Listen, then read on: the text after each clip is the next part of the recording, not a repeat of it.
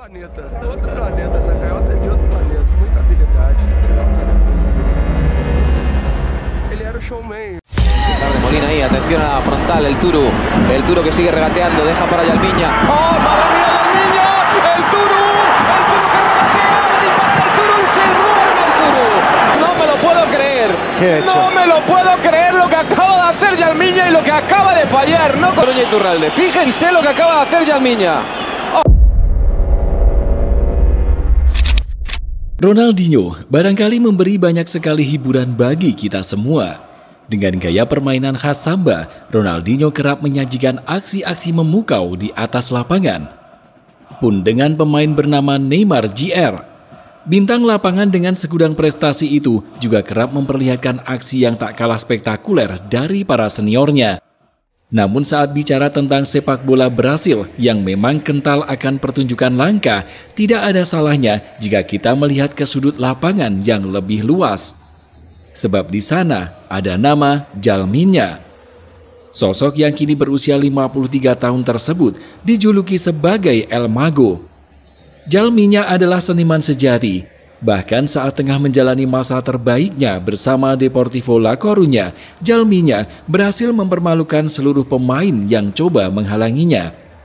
Lebih dari itu, dia turut menyumbangkan piala bergengsi dengan mengalahkan sejumlah raksasa yang telah mendominasi sejak lama.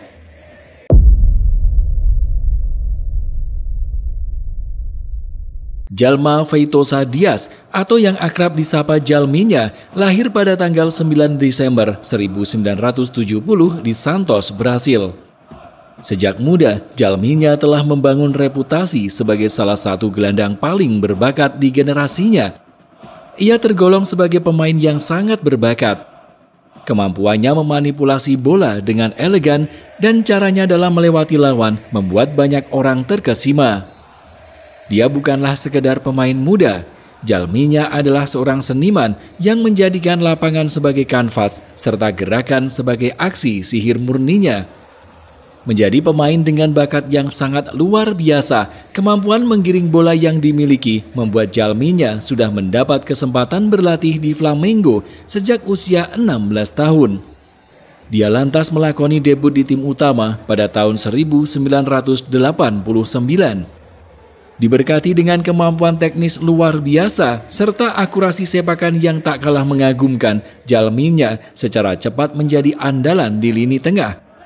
Tak lama, dirinya pun disebut sebagai salah satu talenta bernilai mahal di kawasan Brasil. Berperan sebagai playmaker, Djalminha saat itu berhasil membawa kejayaan yang cukup berkesan. Pada periode 1990 hingga 1992, Djalminha mampu menyumbangkan sejumlah trofi bergengsi buat raksasa Brasil tersebut. Setelah menciptakan kejayaan di Flamengo, Djalminha lantas sempat meniti karir di Guarani dan terbang ke Jepang saat berkarir bersama Shimizu S-Pulse. Tak lama, dia mengukir cerita luar biasa bersama Palmeiras sebelum namanya mengukir trofi Copa America bersama timnas Brasil di tahun 1997. Menjadi bagian dari kesuksesan timnas Brasil di ajang Copa America tahun 1997, nama Djalminha lantas mulai mendapat sorotan dari Eropa.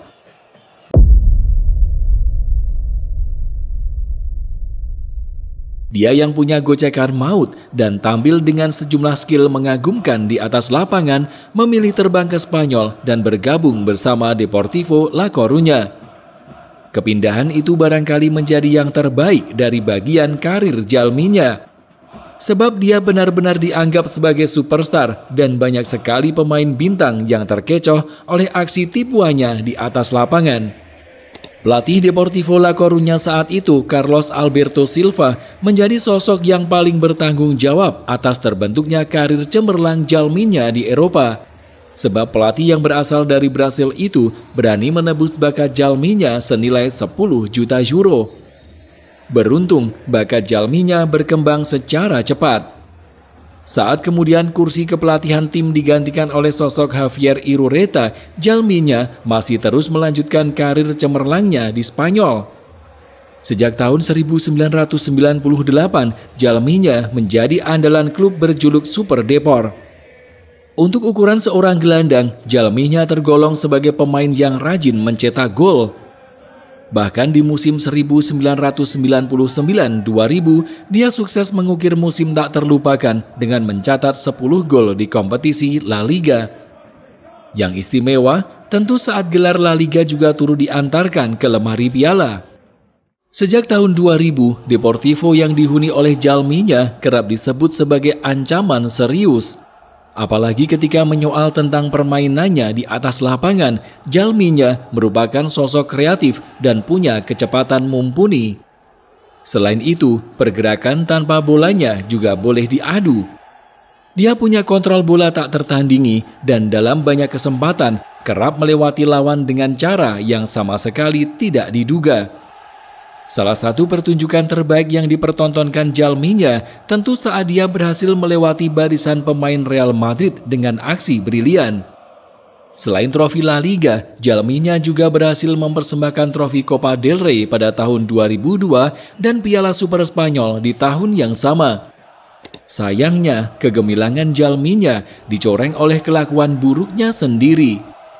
Persis seperti yang diperlihatkan oleh bintang lapangan lainnya, Jalminya juga memiliki sisi gelapnya sendiri. Dia adalah sosok temperamen yang tak jarang melayangkan pukulan kepada siapapun yang tak sepaham dengannya.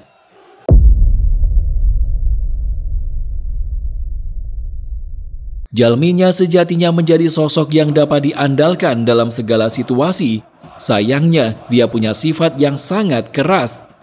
Puncaknya terjadi pada tahun 2002. Saat itu, Jalminya berselisih dengan sang pelatih Javier Irureta.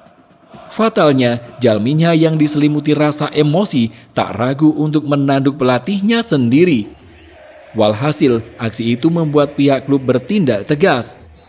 Dia dicoret dari daftar pemain yang akan dimainkan musim depan dan segera dipinjamkan ke klub Austria Wien. Kesialan yang menimpa Jalminya akibat sifat kerasnya tidak hanya berhenti di situ saja.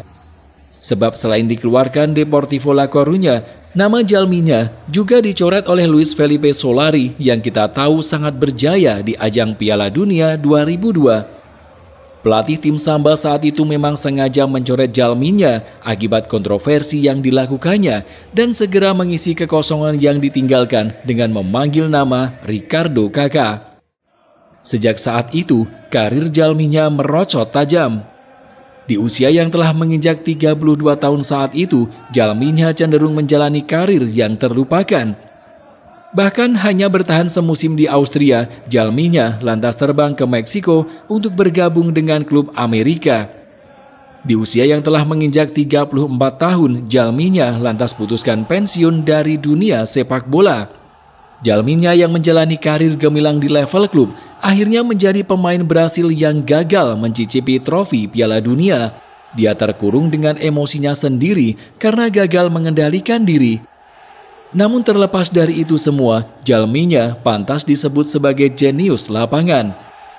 Dia adalah pemain dengan karakter gemilang yang dibumbui dengan sedikit kontroversi. Jalminya adalah sosok yang lebih dari sekedar pesepak bola. Meski kini kita tak dapat lagi melihat aksinya di atas lapangan, permainannya tetap hidup di dalam imajinasi para penggemar. Selain itu, sosoknya juga sekaligus menjadi pengingat abadi bahwa dalam sepak bola, kehidupan pemain sebagai seorang manusia biasa juga berlaku. Dalam sosok Jalminya, kita dapat menjumpai sebuah pelajaran bahwa kejeniusan dan kegilaan seringkali berjalan beriringan. Meski sudah putuskan pensiun, kehidupan Jalminya tak lepas dari sepak bola. Dia masih kerap mengikuti olahraga sepak bola dalam ruangan dan beberapa kali diundang untuk mengisi diskusi tentang berbagai hal yang berkaitan dengan sepak bola.